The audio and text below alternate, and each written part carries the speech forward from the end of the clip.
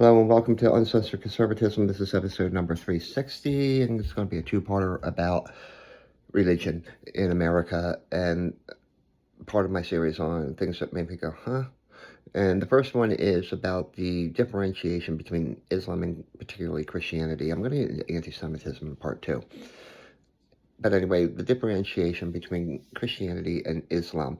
And my question is, why is it okay to denigrate Christianity, but it's not okay to denigrate or make fun of or present in popular culture Islam? Now, I'm not talking, it's not right to denigrate any religion, but it seems to be that it's okay to do it against Christianity, but it's not okay to do it against Islam. And I'll give you a couple of examples. For example, there's this out in California, I believe, there was a bunch of drag queens called the Sisters of Perpetual Indulgence. And basically, they're a bunch of drag queens who dress up as Catholic nuns and, I don't know, parade in the streets and do stupid stuff like that, reenact the Catholic Mass or whatever.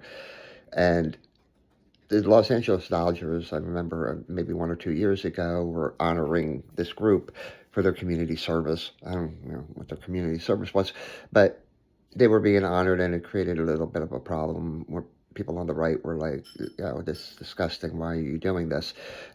Going even further back, you got to think about there was some artist, I guess he was trying to make a statement and be controversial for some reason. And basically he had a mason jar, peed in it, and put a crucifix in it and passed it off as art. I guess he was making a statement or something. I don't know. But I'm just thinking about, the Sisters of the Perpetual Indulgence. What if there were like a bunch of, I don't know, the Sisters of the Perpetual Hijab and Burqa? What if, they were dressed up as Muslim women and doing the same things that the Sisters of Perpetual Indulgence do when they're making fun of Catholics? Or what if there was like, well, you can't draw a picture of Muhammad. You can't have any depictions of the Prophet Muhammad, but let's just say you did.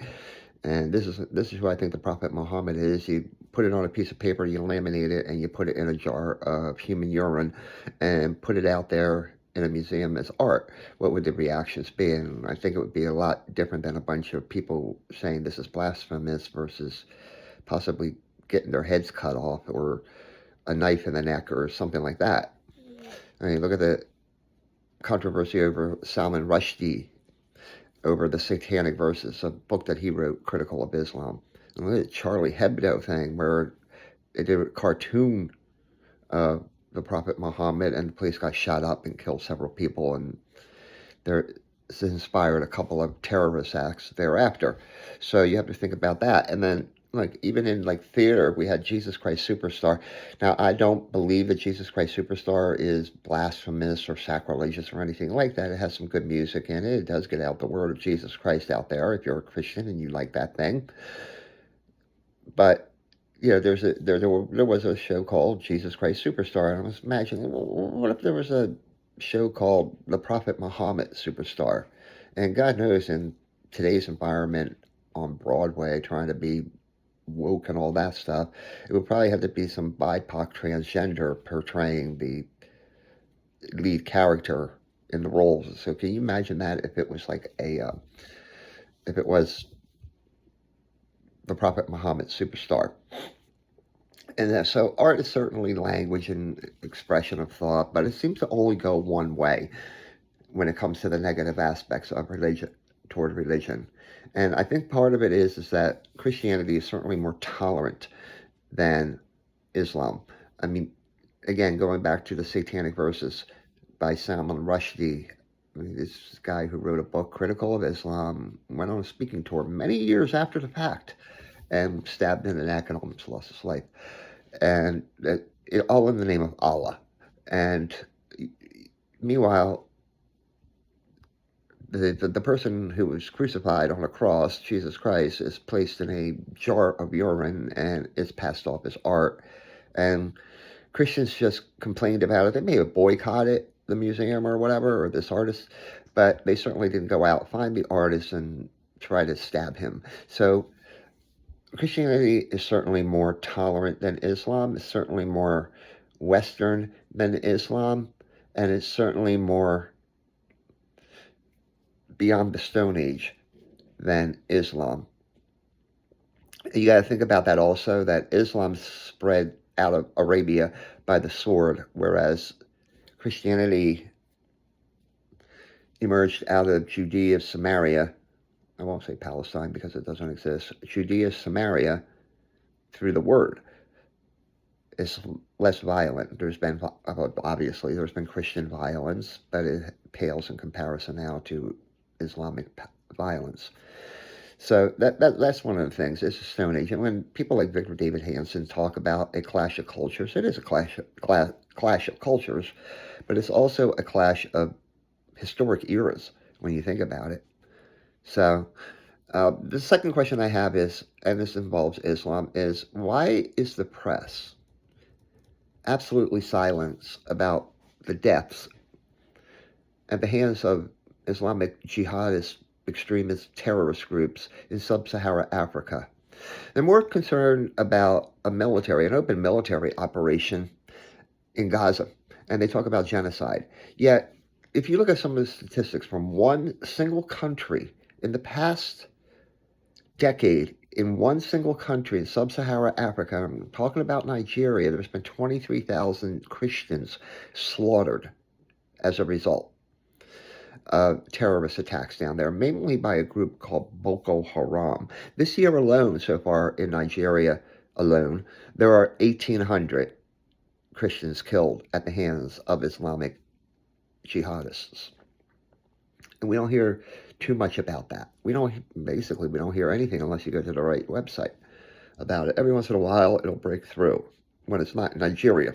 Now it seems to be. At first, I thought, my God, when I look at these things, my God, there's nobody left, no Christians left in Nigeria. Of course, it is a very populated country, and it is basically a Christian country in most areas. Most people practice some form of Christianity, mainly Protestantism, but it does have a large Catholic population. And you got to look at how they do this too. I mean, they're absolutely brutal, indiscriminate in their killing. They will kill men, women, children. It doesn't matter if they're around. If they're suspected of being Christian, they are just slaughtered. And it's being done at funerals. It's being done at church services. It's even done at a couple of baptisms, and it's absolutely brutal, the methods that are used. I guess, being in Africa, if you don't have a gun, then you take a machete, and that's what they do. There was one case where, in a Christian church, they pulled the priest or preacher off of the altar, beheaded him in front of his parishioners before they started hacking to death many of the parishioners. And some of them tried to escape, and they were shot down outside as the escape routes from the church were closed off by the terrorists. And they don't care who they kill as long as they're Christian. And this is certainly an antiquated way of thinking. Well, if we can't convert them, then we'll kill them. And they're not converting many people to Islam there. And anyway, I gotta can we shine a light on sub-Saharan Africa and the slaughter of Christians there? And it's not only Nigeria, it's other countries like Mozambique and Chad and Niger and Burkina Faso and Sierra Leone, Democratic Republic of Congo, and places like that. There's very serious genocide of Christians in sub-Saharan Africa at the hands of Islam. And we hear nary a word about it, and we need to shine a light on that. The other thing question I have in this area involves Muslims, and they're horny. They're horny men, okay? Just take a look at the scandal out of Rotherham, England, where over a period of years, girls as young as 11, the average age was 11 to 16, 1,400 of them were groomed and raped. They would get them drunk, and then rape them, and then blackmail them and pass them around to the next person, who would then rape her, because they're certainly against her will. And then the blackmail came in. They would then, I guess, film it or I'll tell your parents about this. unless you get two more girls to come in. So it was a grooming gang, and guess what? It was done by Pakistanis, men in the Rotherham area. And not only that, I mean, there were people, like social workers, who knew that something was up and they went to the police and the police did nothing. Sometimes there was even reports of the police participating in the rapes, while, going along with it and covering it up. And one of the reasons they covered it up is they did not want to offend these Pakistani men. You don't want to offend a child rapist. It's disgusting, but that's what they did because of Islamophobia. We're going to be accused of not liking Muslims or something like that. Well, you don't like him. I don't care if he's a Muslim, a Christian, a Jew, or a Hindu, or whatever the hell he is. If he's raping 11-year-old girls and grooming them for rape gangs or whatever. And, when Pakistani taxi drivers were picking these girls up, imagine that, a Pakistani taxi driver, a lot of the social workers realized something was up and they went to the cops, and the cops did nothing. They did nothing. And it's not only in Rotherham, there's other areas. There is, not grooming gangs, but sexual assaults on women and girls by Muslims throughout Europe. I mean, it's almost a daily thing. In France, most of the sexual assaults on trains are by Muslims. They're up like 50% this year over last year. And they say, they they're responsible for like 43% of all sexual. Okay, well, yeah, but if you're 4% of the population and you're responsible for 40% of the sexual assaults on trains, there's a problem in that demographic. You can't do the whataboutism thing there. If there's 90% white people in France and they commit 50% of the sexual assaults on trains, it's not a white problem. But if you're 4% of the population and you're committing 43% of the sexual assaults on trains, that's a cultural or religious problem amongst Muslims. And Europe is very weird, all of them, all the countries over there, except for England. England does publish a last name, but when a Muslim is caught, they will, in their news stories, will say, Muhammad C. Well, they cut out the last name so that they won't be harassed or something like that. But if you're a white person, they will put Johann, whatever, Schwartz or whatever, Schultz. They will put that in their publications. So again, there's this disconnect. We're treating two religious groups of people totally different. I mean, some of them masturbate on trains or they expose themselves, and groping is very big over there. That's where there's not it's technically sexual assault, but there's not without penetration. They like to grab butts and tits or something like that. But they do it in pools, they do it in public, they do it against little girls, and sometimes they're arrested, sometimes they're not. Sometimes it leads to actual physical assaults and rapes beyond groping. I read a story of one guy, I forgot where he was from, but he's definitely Muslim, and he got his jollies off on raping Chinese prostitutes in France, got caught with his hands in the cookie jar, literally, with his fingers up her vagina. After she screamed, the cops immediately responded, and there he found her.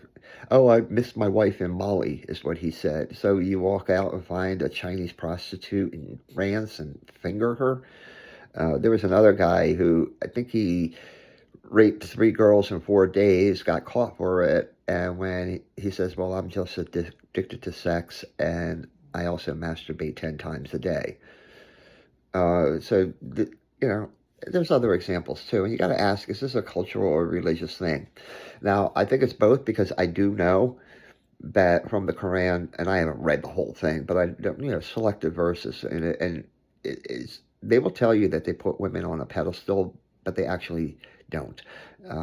Women are second-class citizens. They're property of their husbands or men. There's a proper role for women. There's a proper role for men. And for instance, a man can have 4 wives, but a woman can only have 1 husband. Certainly sexist there. They're seen as inferior. There's provisions on what they're to wear and when they're allowed to leave the house, and how they're to behave once outside the house with their husband. And basically, as I view it, in Muslim culture, in the religion which emanates from their religion, the women are seen as simply sperm depositories, and that's probably why you have incidents like Rotherham, where they're women, they're below the men, therefore they're entitled to abuse these people, even if they're 11 years old. No, in a couple of cases where the Pakistani men were caught and they were later prosecuted, which incidentally, some of them have been let out of jail already, but anyway, they were later prosecuted. They didn't think anything wrong because the same thing happens in Pakistan. Nobody says anything about it in Pakistan. Well, you're not in Pakistan, number two, and if you want to do that, then go the fuck back to Pakistan and do it. Don't be preying on young British girls or young French girls or German girls or what Europeans. Okay, so they're basically sperm depositories, and I have to ask where the feminists are. And yes, do have a really stupid thing called Queers for Palestine, but where is the feminist movement when it comes to Islam and how women are treated in Islam? Now, I'll give you an example. There's I don't know what this girl was trying to prove. She was obviously a gay activist, lesbian, and she's from Morocco. And she wore a T-shirt on social media that it was really stupid. It says that Muhammad was a lesbian. First of all, Muhammad was obviously not a lesbian. He wasn't a woman. We know that. So I doubt that he was gay. But anyway, she wears this, I guess, just to prove her point, whereupon she was arrested because she's out there on social media, and she laughed about it too. Well, she found herself up in jail for a very long time. And we're talking about Morocco here. And guess what the people, Muslim people of Morocco, they did not want her put in jail. They wanted her stoned publicly to death. And certainly the feminist movement has hooked up with the LGBTQIA to the infinity power people, and but when it comes to Islam, they go silent. They go silent. They don't talk about how women are treated. Well, it's cultural. It's a cultural thing. We can't make fun of the culture or something like that, or we can't criticize their culture. If you're going to do it to one demographic, you got to do it to all demographics. Okay, you have no problem attacking Christian women. You have no problem attacking Jewish women or Hindu women or Buddhist women or whatever is out there.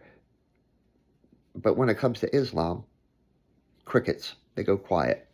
I guess they're afraid of getting their heads cut off or becoming like Salman Rushdie and maybe getting a knife in the neck or something like that, or a machete or whatever. Um, this is just some thoughts, some observations, and things that make me say, huh, when it comes to Islam. Now, in part two, I'm going to talk about Judeo-Christian things that make me say, and we'll circle back a little bit to the Islamic thing also. And anyway, that's it. Thanks. Have a great day and a more pleasant tomorrow.